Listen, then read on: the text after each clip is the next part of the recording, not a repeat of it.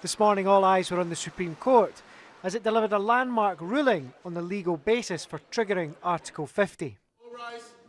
By a majority of 8-3, the Supreme Court rules that the government cannot trigger Article 50 without an Act of Parliament authorising it to do so. On the devolution issues, the Court unanimously rules that UK ministers are not legally compelled to consult the devolved legislatures before triggering Article 50. The Prime Minister set out last week a path towards the hardest of hard Brexits. I don't believe there's a majority for that in the House of Commons. I certainly don't believe there's a majority for that across the country. So this is an opportunity for the House of Commons to assert itself and to have a say not just on the narrow question but on the broader terms of negotiation as well.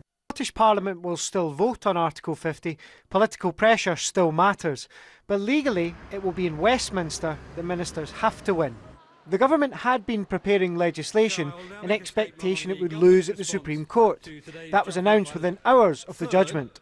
We will, within days, introduce legislation to give the government the legal power to trigger Article 50 and begin the formal process of withdrawal. But other parties won't make that simple. The SNP wants unanimous agreement from devolved governments. Without that, it'll vote against Article 50.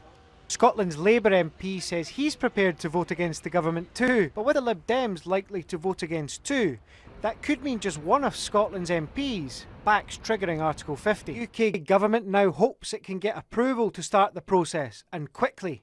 The legal questions over Article 50 are over. It's back to politics. And that politics continues this week. It's expected on Thursday that the government will publish the legislation it hopes will allow it to trigger Article 50. It then hopes that it can get that through the House of Commons within a fortnight. But as we've heard, there will be amendments. The SNP alone say they could table up to 50. Labour and the SNP agree the UK government needs to provide more detail. And whatever happens in the building behind me, the tensions between the Scottish government and the UK government over Brexit show no signs of abating. Sturgeon revealed what it might take to call a second independence referendum. Like what? Well, you know, I don't know. Perhaps if the Tories wanted to drag us out of the European Union against our will, for example. And after most of Scotland voted to stay in the EU, the First Minister said this. Well, I think an independence referendum is now highly likely. Ms Sturgeon then said that staying in the single market would remove the short-term prospect of IndyRef2. And what I've said is if we can find a way of protecting Scotland's economic interests, of protecting our democratic interests within the UK, then I'm up for trying to do that. I've put forward proposals. Taking independence off the table for the short term. In terms of the timescale of Brexit, that's what I've been very clear about. When the PM ruled it out, the FM hit back. Does it make a second independence referendum all but inevitable? Well, I think that is very likely the case. So what about today? I have made very clear that that option is very, very much on the table, and as I've said before, I think with every day that passes right now, it's becoming clearer that Scotland's voice cannot and is not able to be heard within the UK on this question. She is to hold a referendum, and I think she will.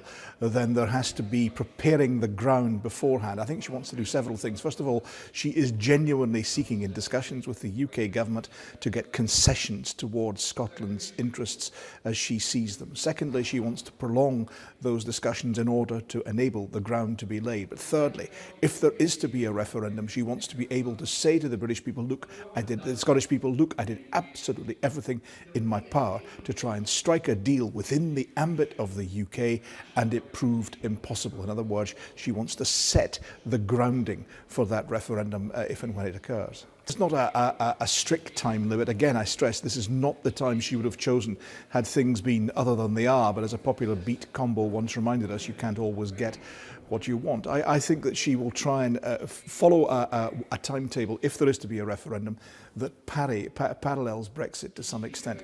She will want the nature of Brexit to be beginning to emerge from those discussions between the UK government and the European Union, the picture of Brexit, the shape, if you like, to be beginning to emerge from the Stygian gloom. And she'll be able, therefore, to contrast that and counterbalance that with the offer of independence. I think that points, if there is to be a referendum, I think that points to 2018. A number on the SNP side, Alex Salmond, Angus Brendan McNeill have said today that they think autumn 2018 is likely, because by then you get the beginnings of the picture of what Brexit will look like, but it's not too late, perhaps, not too late perhaps, for an alternative offer to be put to the Scottish people whereby perhaps they could stay within the European Union. If you ask me simply, do today's events bring a referendum closer? The answer is yes.